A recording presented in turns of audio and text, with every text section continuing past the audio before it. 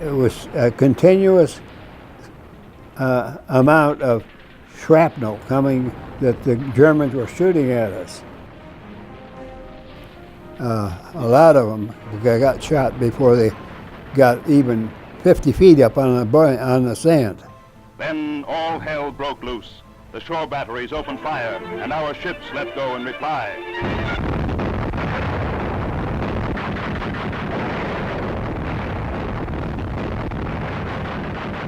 The assault boats took us swiftly into shore, and we scrambled up the rocks under cover of darkness.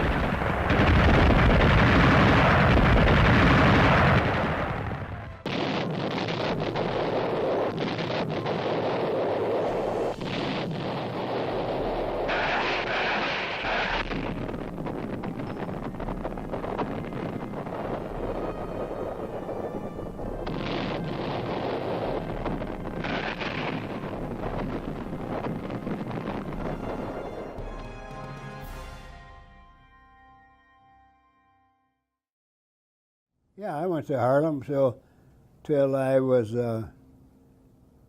went to Rockford, and I went from first grade to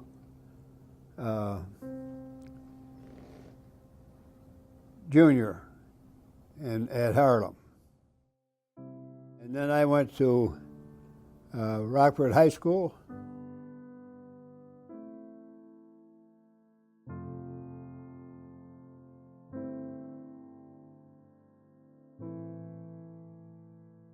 Anyway, I went from Barber Coleman to Great Lakes.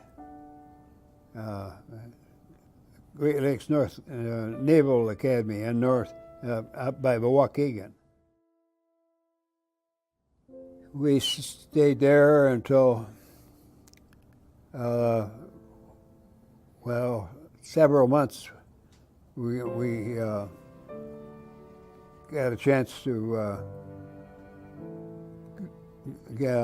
go, and I was sent to Norfolk, Virginia.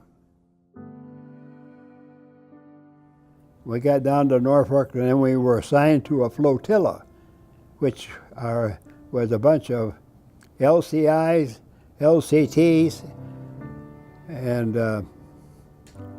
all the small type of ships that would haul tanks and stuff like that over to the place where they were going to invade. But they mostly, we had the LST, which was a big one, which would carry several tanks and other types of material that they would need to shoot to play war. The big ones were the LCTs were 3 times or 4 times as bigger than our LCIs, because the only thing LCIs did was carry soldiers. That's all. We don't use anything, no mechanical stuff.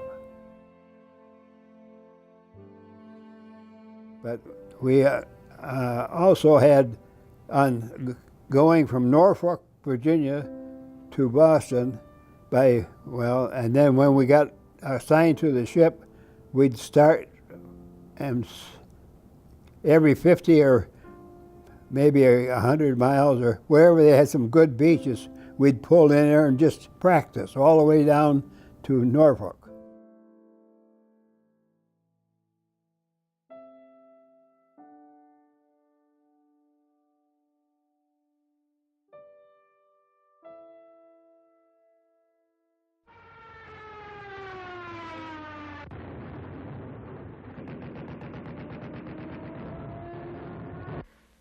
No matter what our enemies, in their desperation, may attempt to do to us, we will say, as the people of London have said, we can take it.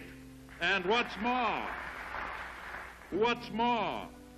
we can give it back, and we will give it back with compound interest.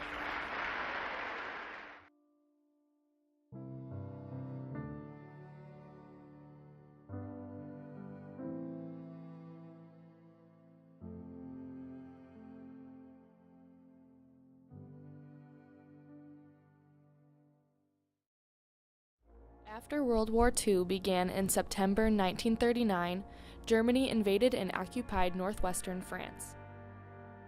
However, the United States did not enter the war until December 7, 1941, after Japan bombed the American fleet in Pearl Harbor.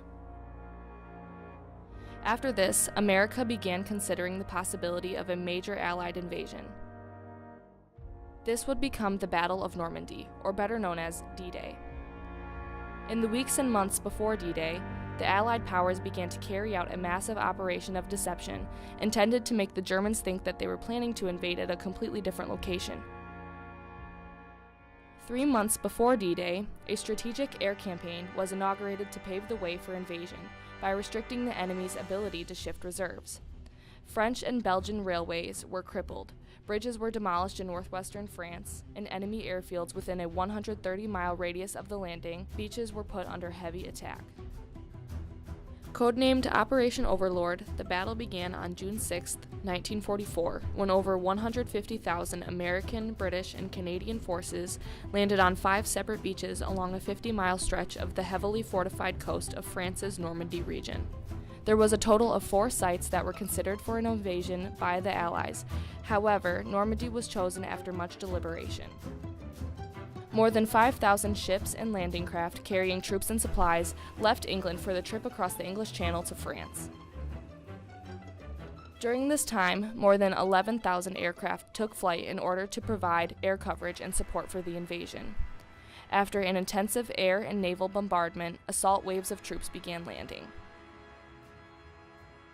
Many of the first young men to land, most not yet 20 years old, landed on the beach carrying 80 pounds of equipment. They faced over 200 yards of open beach before reaching the first natural feature offering any protection. Bombarded by small arms fire and artillery, they found themselves in hell. Well, we finally made a way to go over to got orders to go over to England, and so then we didn't do any more practicing. We just got so that all the seamen and stuff on the ship would know what to do and when to do it, and we started out and went over in a flotilla, which consisted of a great many freighters that had mechanical stuff for the soldiers over when we got over there. They would pull up outside of where the shore would be, and then the LCTs and LCMs and stuff like that would pull up alongside it, and they'd get what they wanted, and then they'd start off for the beach.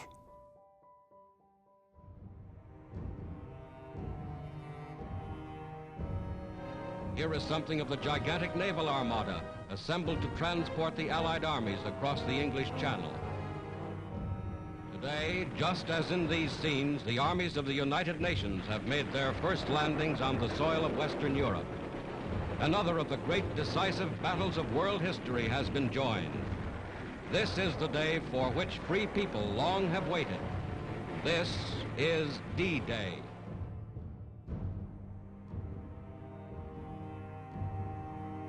But as you know, in the war, you don't get a chance to run much.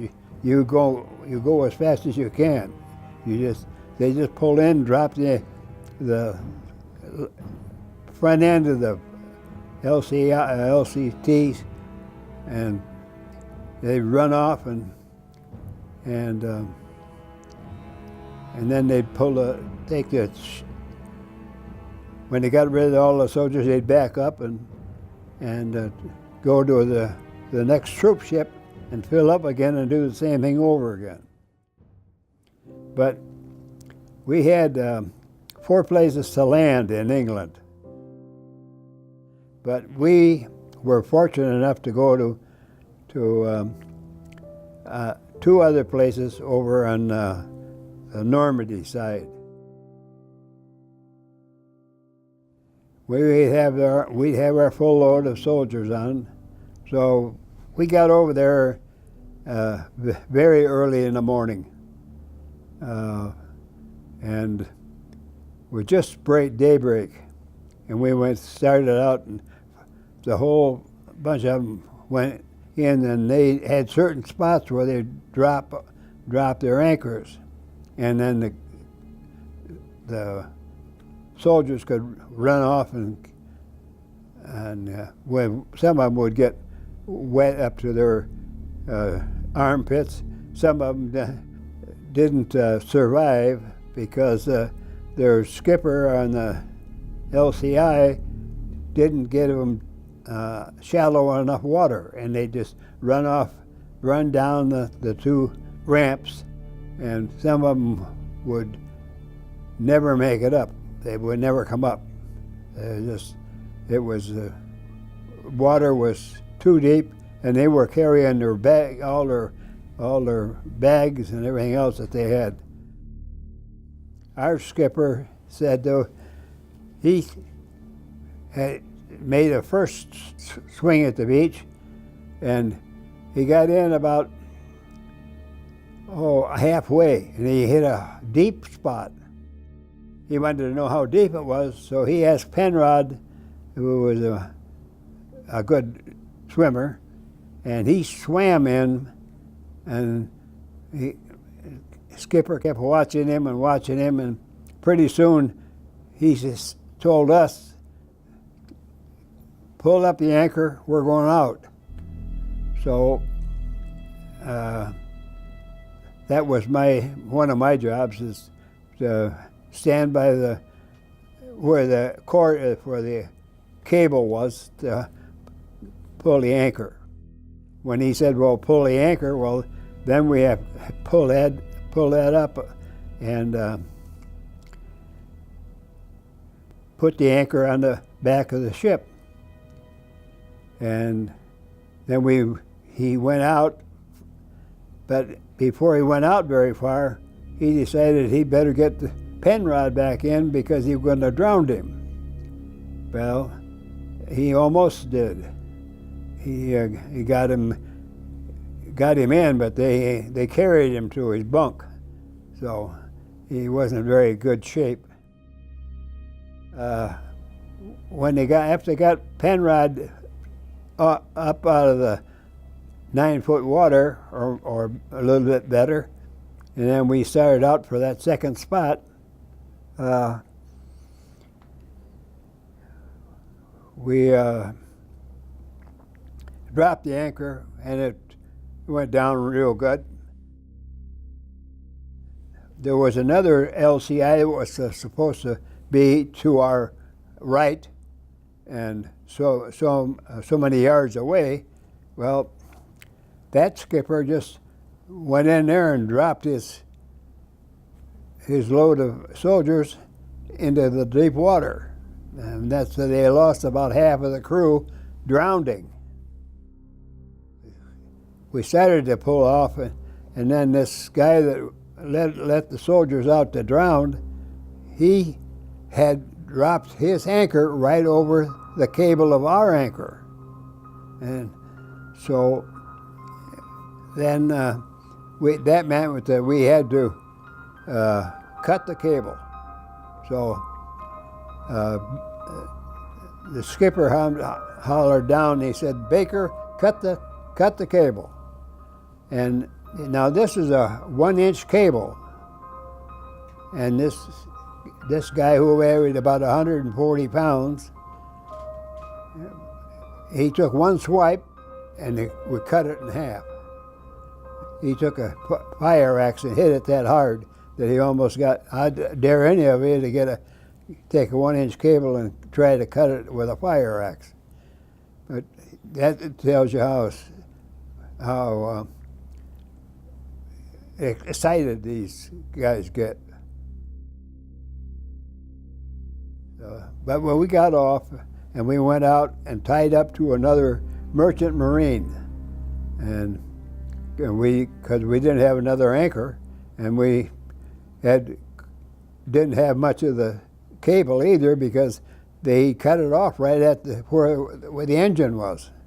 So anyway, we got out there, and we stayed out there most of the night and just listened to all the firing and stuff that's going on shore.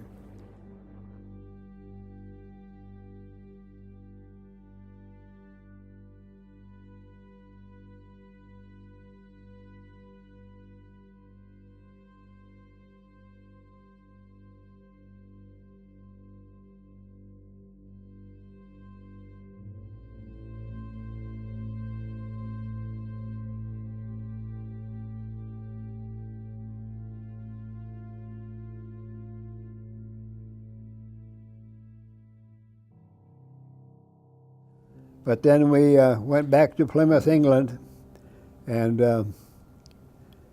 then we went to a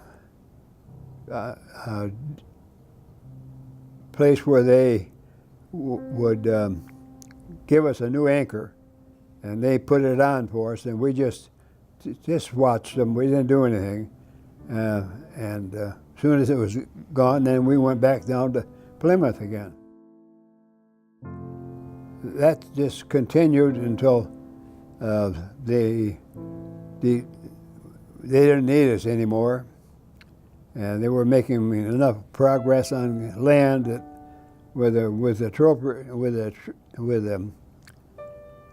troops that they didn't need to bring any more over.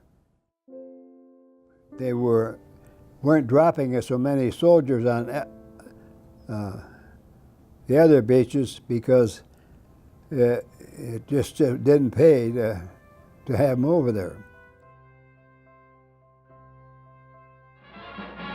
Now he returns with all his experiences in the fight to kill fascism, to kill Japism. Now he returns.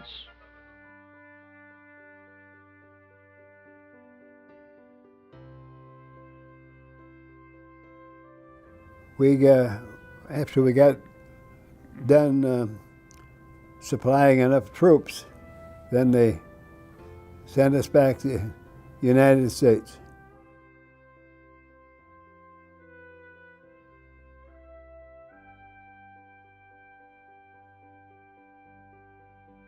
He returns with a new sense of responsibility, of initiative, with new skills acquired, with old skills sharpened.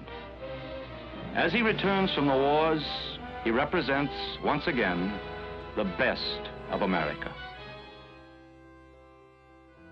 Oh, nothing. There was, when we came home, just nothing. They just rolled into the naval yard, and everybody just grabbed their stuff and left.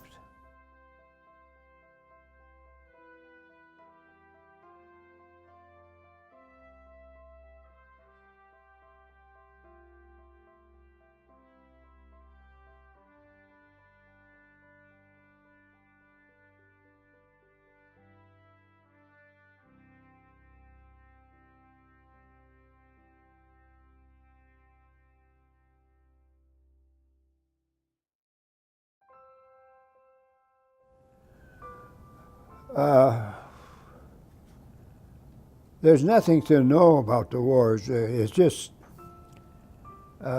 it doesn't satisfy anybody. I mean, you just, in a war, you just do what you're told as a war, no matter what service you're in. You just do what your superior tells you, and if you get killed, well, that's okay. I don't know about you young fellows, but you just can't win at war. But there are a few people that just think that they can, if they can have a war, they can live better. Well, I don't think you'll ever see that. no matter which country you're in.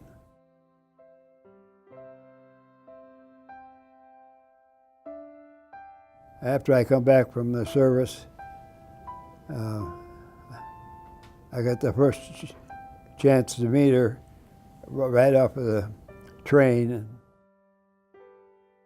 And I met this girl from Iowa that came to visit her cousin. So I showed her how to play golf. And she never had done it, but anyway, I kept in correspondence with her a little bit. And we decided to get married. I was married to her 69 years. And I don't think you have too many people that have married that long.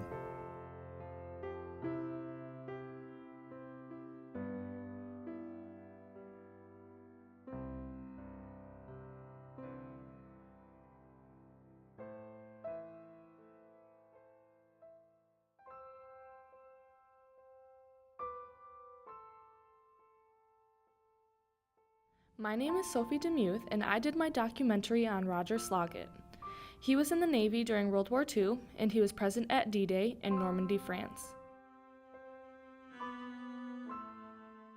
His story is very special to me because, unfortunately, I was unable to meet him. He passed away before I chose him to be my veteran. I feel extremely honored that I was able to bring his story to life.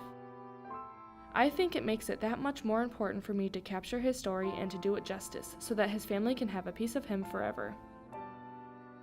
I hope that in the future, more veterans will feel comfortable and encouraged to share their stories and experiences with their families and everyone they come into contact with. Their stories teach us so many important lessons and values. I think it is important for them to be able to talk about it and get their stories out there so that we can fully understand what they've gone through.